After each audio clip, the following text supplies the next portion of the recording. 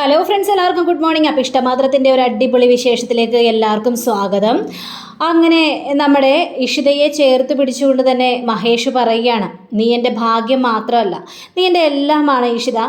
നീ ഇല്ലാതെ എനിക്ക് ഇനി ഭൂമിയിൽ ജീവിക്കാൻ പോലും പറ്റില്ല എന്നുള്ളൊരു കാര്യവും അവിടെ പ്രണയത്തോടെ പറയുക. ഇതെല്ലാം കേട്ട് കഴിഞ്ഞപ്പോഴേക്കും ഇഷിതയ്ക്ക് ഭയങ്കര സന്തോഷം തോന്നുകയാണ്. പിന്നീട് കാണിക്കുന്നത് രാമനും മാഷും കൂടി ഇരുന്ന് സംസാരിക്കുകയാണ്. അപ്പോൾ മാഷിങ്ങനെ ചോദിക്കുകയാണ്, എന്തായി രാമ, എന്തായി കാര്യങ്ങളൊക്കെ, നമ്മൾ വിചാരിച്ചതുപോലെ കാര്യങ്ങളെല്ലാം നടക്കുമോ എന്ന് ചോദിച്ചു കഴിഞ്ഞപ്പോഴേക്കും ആ ഒരു കാര്യം പറയാൻ വേണ്ടി തന്നെയാണ് ഞാൻ വന്നത്. അതെ, നമ്മുടെ പ്ലാൻ സക്സസ് ആയെന്നേ. ദേ പ്രിയാമണി എങ്ങ് അറിയല്ലേ, അറിഞ്ഞു കഴിഞ്ഞാൽ പണി കിട്ടും. പിന്നെ ഇതെല്ലാം നമ്മുടെ പ്ലാനാണെന്ന് അറിഞ്ഞു കഴിഞ്ഞാൽ വലിയ ഭൂകമ്പം തന്നെ ഉണ്ടാകാൻ സാധ്യതയുണ്ട്. അപ്പോൾ അതെ, മഹേഷിന് ലീവ് കിട്ടി, അതും ഒരാഴ്ചത്തേക്ക് ലീവ് കിട്ടി. മറ്റന്നാൾ തന്നെ അവർ ഹണിമൂൺ ട്രിപ്പിന് പോകുമെന്നേ. അത് പറഞ്ഞ കാര്യം തന്നെയാണ്. എൻ്റെ ദൈവമേ, ഇപ്പോഴാണ് ഒരാശ്വാസം തോന്നിയത്. ഇതിന് മുടക്കമൊന്നും സംഭവിക്കില്ലല്ലോ അല്ലേ? അങ്ങനെ മുടക്കം വല്ല സംഭവിച്ചു കഴിഞ്ഞിട്ടുണ്ടെങ്കിൽ പ്രിയാമണി മൗനവ്രതം അവസാനിപ്പിച്ചിരിക്കുകയാണ്. ഇനി അതീവ ശക്തിയോടുകൂടി തന്നെ പ്രിയാമണി തിരിച്ചെത്തും. പിന്നെ നമുക്കതിൽ നിന്ന് അവളെ പിന്തിരിപ്പിക്കാൻ പോലും പറ്റില്ല. ആ ഒരവസ്ഥയായി മാറും. ഇല്ല മാഷേ, ആ കാര്യത്തെക്കുറിച്ച് ഓർത്തൊന്നും പേടിക്കണ്ടെന്നേ. നമ്മൾ വിചാരിച്ചതുപോലെ തന്നെ നടക്കും. അതെ, എങ്കിൽ പിന്നെ ഞാൻ ഈ കാര്യം പോയി അവരോട് പറയട്ടെ. നമ്മൾ രണ്ടുപേരും സംസാരിച്ചതായിട്ട് അവർ കൂടുതൽ അങ്ങോട്ട് പറയാൻ നിൽക്കണ്ട. പിന്നെ ആഷുമോളെ ഇപ്പം പോകും, അവൾ എന്നെ കാണാതെ പോകുന്ന പ്രശ്നമില്ല, അതുകൊണ്ട് ഞാൻ പോയി ഒന്ന് അവളെ കണ്ടിട്ട് വരാം എന്നും പറഞ്ഞുകൊണ്ട് മാഷ് അവിടെ നിന്ന് നേരെ പോവുകയാണ്. പിന്നീട് നമ്മുടെ ആഷിതയെയും അതേപോലെ തന്നെ പ്രിയാമണിയും കൂടി ഇന്ന് സംസാരിക്കുകയാണ്. അമ്മേ, ഞാൻ പറഞ്ഞ കാര്യങ്ങളെല്ലാം അമ്മയ്ക്ക് ഓർമ്മയുണ്ടല്ലോ. അമ്മ ഇനി കൂടുതൽ പ്രശ്നത്തിനൊന്നും അവളടുത്ത് പോകണ്ടെന്നേ. കൂടുതൽ കാര്യങ്ങളൊന്നും ചോദിക്കേണ്ട.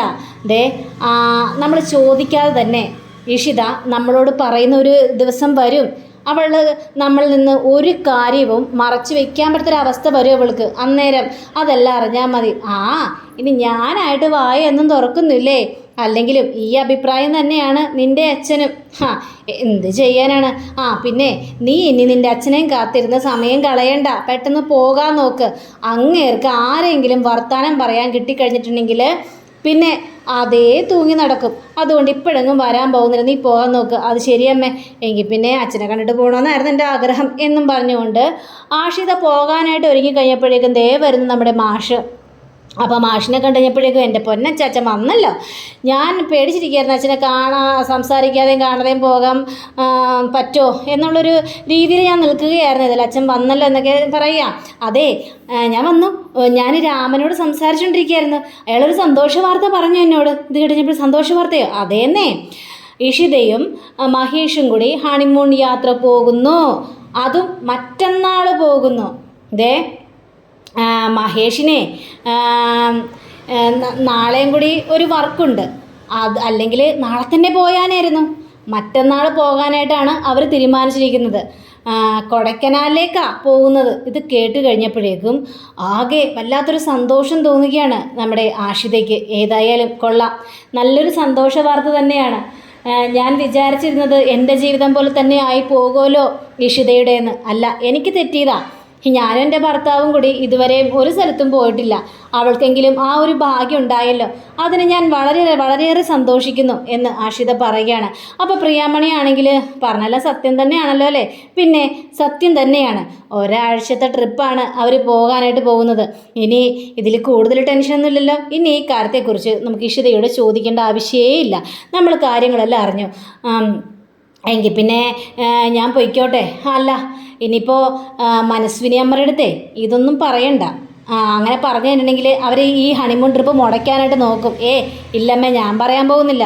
പക്ഷേ വേറൊരു കാര്യമുണ്ട്, നമ്മൾ പറഞ്ഞില്ലെങ്കിലും അവരെവിടെ നിന്നൊക്കെയോ മണത്തറിയും.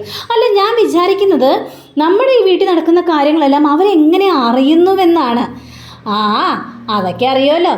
ഇവിടെ നമ്മളോട് ശത്രുതയുള്ള ആരെങ്കിലും അവരുടെ ചെവിയിൽ എത്തിച്ചു കൊടുക്കണേയായിരിക്കും. അല്ലാതെ എങ്ങനെ അറിയാനാ? ശരി, എങ്കിൽ പിന്നെ ഞാൻ പോവാ എന്നും പറഞ്ഞുകൊണ്ട് ആഷിത ഇറങ്ങിയ. ഇവരാണെങ്കിൽ ഭയങ്കര സന്തോഷത്തോടെ ഇങ്ങനെ ഇരിക്കുക. അങ്ങനെ പിന്നീട് കാണിക്കുന്നത് നമ്മുടെ സ്വപ്നവല്ലിയാണ്. അപ്പോൾ സ്വപ്നവല്ലി നേരെ മഞ്ജമ്മയുടെ അടുത്തേക്ക് ചെല്ലുക. അപ്പോൾ മഞ്ജമ്മയോട് ചോദിക്കണം, നീ ഇവിടെ ഇങ്ങനെ ഇരിക്കുകയാണ്, നിനക്ക് അടുക്കളയിൽ ജോലിയൊന്നും ഇല്ലേ എന്നൊക്കെ ചോദിച്ചപ്പോഴേക്കും അമ്മ കൊള്ളാലോ, അല്ല ഇനി ഒരാഴ്ചത്തേക്ക് അമ്മ കഷ്ടപ്പെടേണ്ടി വരുമല്ലോ. ഒരാഴ്ചയല്ല, അതിൽ കൂടുതലും അമ്മ കഷ്ടപ്പെടേണ്ടി വരും. നീ എന്തൊക്കെയാണ് പറയുന്നത് മഞ്ജിമേ? ഇപ്പോൾ ഒരാഴ്ചത്തേക്ക് ടൂറ് പോയി. അതിനുശേഷം മരുമകള് വേറൊരു കുഞ്ഞിനെയായിട്ടായിരിക്കും വരുന്നത്. അപ്പോൾ അമ്മയ്ക്ക് ഇനി അടുത്തൊരു 3 പേരക്കുട്ടിയും കൂടി ഉണ്ടാകാനായിട്ട് പോവുക. ആ സമയത്ത് ഇഷിതയെ നോക്കാനും താലോലിക്കാനും വീട്ടിലെ ജോലി ചെയ്യാനും അമ്മയ്ക്ക് സമയം കിട്ടും അമ്മേ. ചുമ്മാ മഞ്ജിമ എന്നെ കാലി പിടിപ്പിക്കേണ്ട ആവശ്യമില്ല. നീ എന്താണെന്ന് വെച്ചാൽ തുറന്ന് പറ. ഞാൻ പറഞ്ഞ സത്യം തന്നെയാ. അവർ ഹണിമൂൺ ട്രിപ്പ് എന്നും പറഞ്ഞു പോകുന്നത് എന്തിനാ? അവർ തമ്മിൽ ഒന്നിക്കാനാ, അവരുടെ ഇടയിൽ ഒരു കുഞ്ഞുണ്ടാകാൻ വേണ്ടി. അതിനാണല്ലോ പ്രിയാമണി അമ്മ സൂത്രത്തോടെ അവരെ ഈ ഒരു കാര്യത്തിന് വേണ്ടി പറഞ്ഞയക്കുന്നത്. അങ്ങനെയാണെങ്കിൽ അവർക്കത് ഇവിടെ തന്നെ ആകാറുന്നല്ലോ. എന്തിനാണ് ഈ ഹണിമൂൺ ട്രിപ്പൊക്കെ പോകുന്നത്? എൻ്റെ പൊന്നമ്മേ, ഇവിടെ നിന്ന് കഴിഞ്ഞാൽ അവർ രണ്ടുപേരും ഒന്നിക്കില്ലെന്ന് ഇവിടെ ചിലവർക്കൊക്കെ അറിയാം.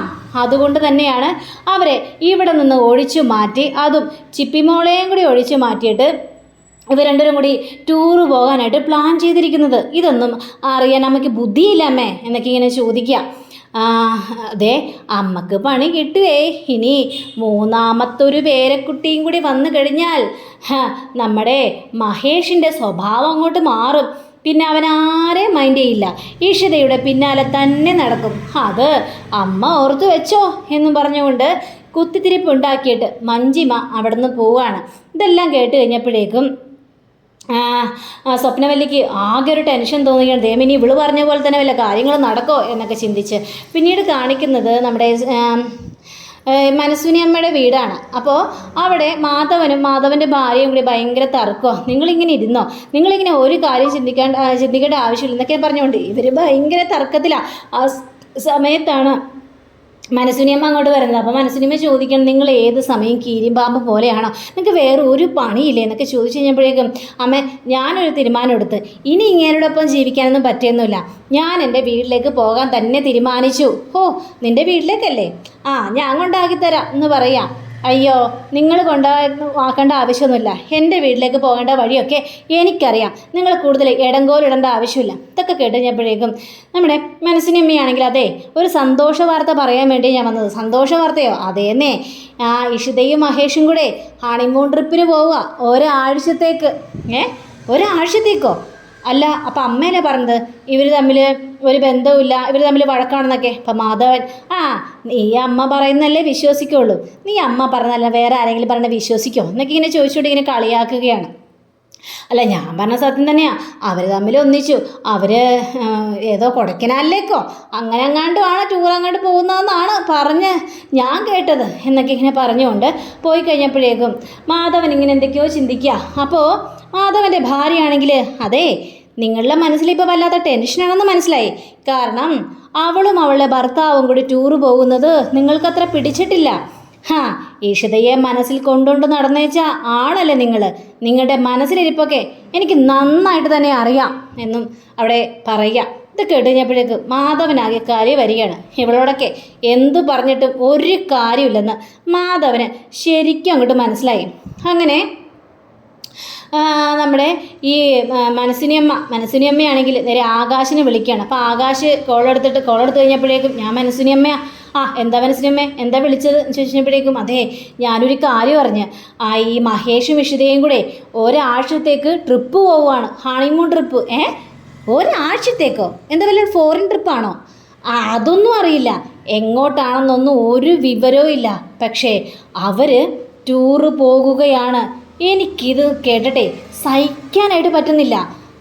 എനിക്കും കേട്ടിട്ട് സഹിക്കാൻ പറ്റുന്നില്ലല്ലോ മനസ്സിനമ്മേ. ഇതെങ്ങനെയെങ്കിലും ഒന്ന് മുടക്കണം. അങ്ങനെ അവർ പോയി സുഖിക്കേണ്ട ആവശ്യമില്ല.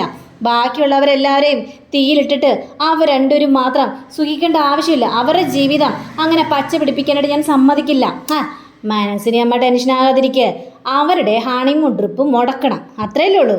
അത് എങ്ങനെയെങ്കിലും ഞാൻ മുടക്കിക്കോളാം, ഏത് മുഖേനയും. ഇനി ആ കാര്യത്തെക്കുറിച്ച് ഓർത്ത് ടെൻഷൻ അടിക്കേണ്ട, നിങ്ങൾ ഫോൺ വയ്ക്കാൻ നോക്ക് എന്ന് പറയുക. ഞാൻ ഫോൺ വയ്ക്കുക. അപ്പോൾ മനസ്സിനമ്മ ചിന്തിക്കുന്നത് എൻ്റെ മനസ്സിലിരിപ്പ് എന്താണെന്ന് ഇവർക്കൊന്നും അറിയില്ലല്ലോ. ഇഷിതയെ സംബന്ധിച്ച വലിയൊരു രഹസ്യം എൻ്റെ മനസ്സിൽ കിടക്കുന്നുണ്ട്. എൻ്റെ മകന് വേണ്ടി ആലോചിച്ച പെണ്ണാണ് ഇഷിത. ആ കല്യാണം ഒരു കണക്കിനാണ് ഞാൻ മുടക്കിയത്. അപ്പോൾ ഇവരുടെ ഹണിമൂൺ ട്രിപ്പ് മുടക്കാനൊക്കെ എനിക്ക് നന്നായിട്ട് തന്നെ അറിയാം. അങ്ങനെ അവർ ഒന്നിച്ച് ജീവിക്കണ്ട. എൻ്റെ മാധവന് ഒരു കുഞ്ഞ് ജനിക്കുന്നതിന് മുമ്പ് തന്നെ ഇവൾക്കൊരു കുഞ്ഞ് ജനിക്കാനോ? അത് ഒരിക്കലും ഞാൻ അനുവദിക്കില്ല എന്നിങ്ങനെ പറയുകയാണ് നമ്മുടെ മനസ്വിനി അമ്മ.